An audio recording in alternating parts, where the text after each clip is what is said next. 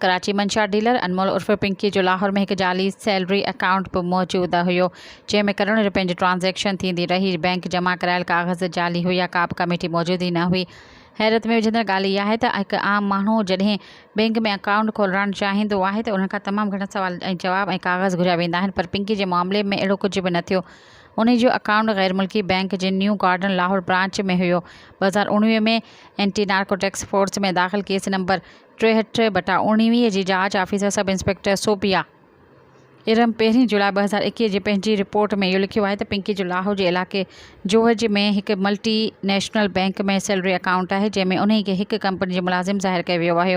उन में करोड़ों रुपयनि जी ट्रांज़ेक्शन थींदी रही ऐं जंहिं वक़्तु बैंक स्टेटमेंट ॾिनो त उन जे अकाउंट में 6,39,88,912 रुपयनि जी ट्रांज़ेक्शन मौजूदु हुई, जॾहिं त पिंकी खे मफ़रूर करार ॾिनो वियो हो।